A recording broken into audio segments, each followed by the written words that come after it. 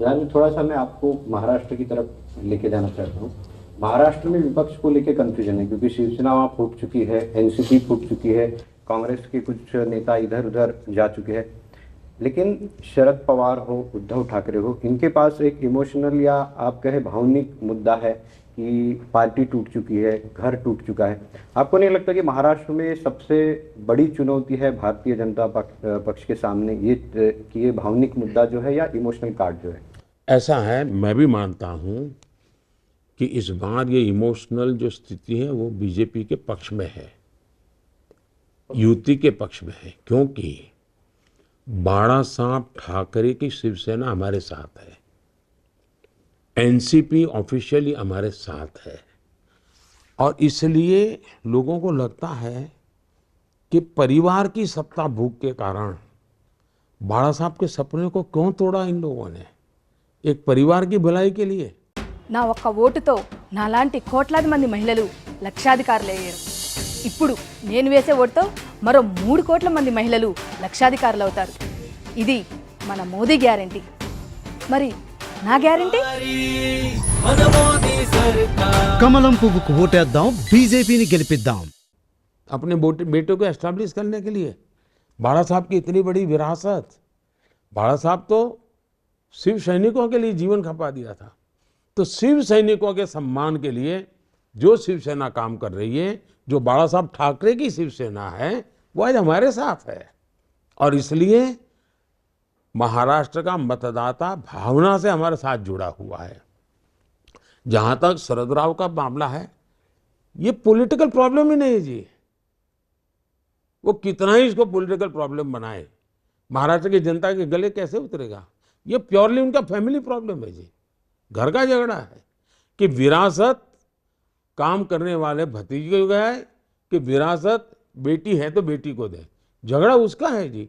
तो सिंपैथी के बजाय नफरत का वातावरण है कि भाई इस उम्र में परिवार को संभाल नहीं सकते हैं, वो महाराष्ट्र को क्या संभालेंगे? तो सारा इमोशंस हमारे पक्ष में है। और दूसरा, जो कालखंड में सरकार उन्होंने चलाई साहब, सारे काम भारत की पॉलिटिकल पार्टी की मूलभूत विचारधारा जो बाणा साहब ठाकरे गए उसके विपरीत की है। औरंगजेब की तारीफ करने वालों के साथ बाणा साहब ठाकरे का बेटा बैठे, ये गुस्सा भरा पड़ा है महाराष्ट्र में जी।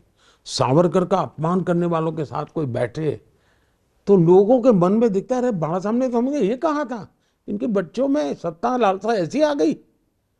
तो इमोशंस इस तरफ है, गुस्सा उनके सामने है जी। आपने अभी विरासत की बात की। बाला साहब ठाकरे जब थे तब आपके उनके साथ बहुत अच्छे संबंध थे, आप उनका बहुत सम्मान भी करते थे, और मैं तब शिवसेना भी कवर करता था, वो आपके पक्ष में भी खड़े रहते थे। आप अब विरासत की बात कर रहे हैं, तो सवाल ये है कि क्या उद्धव ठाकरे को आप बाला साहब ठाकरे का विरासत का उत्तराधिकारी मानते हैं या नहीं? दो चीजें हैं, वो बायोलॉजिकली तो उनके बेटे है ही है, उसका तो मेरा वो विषय ही नहीं है जी। तो मैं उस प्रकार से, मान लीजिए उनके परिवार में कुछ भी, जब वो बीमार थे तो मैंने तुरंत फोन किया था उनकी, रेगुलरली मैं वहिनी को फोन करके पूछता था कि भाई क्या हुआ। वो ऑपरेशन करने से पहले मुझे फ़ोन किया कि बोले भाई आपका, भाई साहब क्या सुझाव है। मैंने कहा भाई देखिए, पहले ऑपरेशन करा लीजिए, आप बाकी चिंता छोड़ दीजिए, शरीर को पहले क्या कीजिए। तो बाला साहब के बेटे के नाते तो मैं उनका मान सम्मान करूंगा ही करूंगा भाई, वो मेरे दुश्मन नहीं है, और कल मुसीबत होगी तो मैं पहला व्यक्ति हूं जो उनकी मदद करूंगा परिवार के नाते। जहां तक बाला साहब ठाकरे के विचार है, मैं उनके लिए जीऊंगा। मैं बाला साहब ठाकरे के विचारों के लिए, उन्होंने और मेरे प्रति उनका अतिशय प्रेम था, अतिशय प्रेम था, तो मैं वो कर्ज भूल नहीं सकता हूँ, कर्ज भूल नहीं सकता हूँ। और आज जो शिवसेना के साथ हम बैठे, हमारे पास ज़्यादा एमएलए हैं, फिर भी शिवसेना का मुख्यमंत्री है, वो मेरी बाला साहब को श्रद्धांजलि है। हम पिछले चुनाव में आमने सामने लड़े थे, लेकिन उस चुनाव में मैंने एक शब्द बाला साहब के लिए नहीं बोला था, और मैंने पब्लिकली कहा था कि मुझे उद्धव जी कितनी ही गालियां दें, लेकिन मैं नहीं बोलूंगा, क्योंकि मैं बाला साहब के प्रति मेरी श्रद्धा है, और इसलिए उनके पारिवारिक क्या समस्या है वो मेरा विषय नहीं है। मैं बाला साहब को आदर करता हूं, और भगवान करे मैं जीवन भर उनका आदर करता रहूं। लेकिन वो तो कहते हैं, हर सभा में अब जाते हैं तो वो कहते हैं कि ये चुनाव आखिरी चुनाव है और 2029 के बाद चुनाव ही नहीं होगा। तो इसको आप कैसे देखते हैं? ऐसा है, 2014 में भी ये आता था, आप पुराना निकालिए। 2014 में भी कहा है कि अब चुनाव आखिरी है, 19 में भी कहा ये चुनाव आखिरी है, अब 24 में भी कह रहे चुनाव आखिरी है। इसका मतलब है कि हमारे विरोधियों की बैंकरप्सी है, उनके पास कुछ नई चीज कुछ खोजो ना भाई।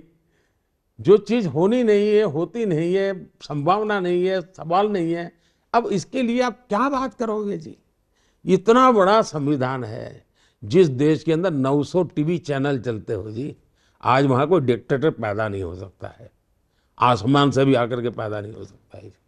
जिस देश के अंदर न्यायालय इतना वाइब्रेंट हो, उस देश के अंदर कभी भी डिक्टेटर पैदा नहीं हो सकता है। वो जमाना चला गया, 75 में देश ने एक मुसीबत झेल ली, दोबारा वो देश आ ही नहीं सकता है जी।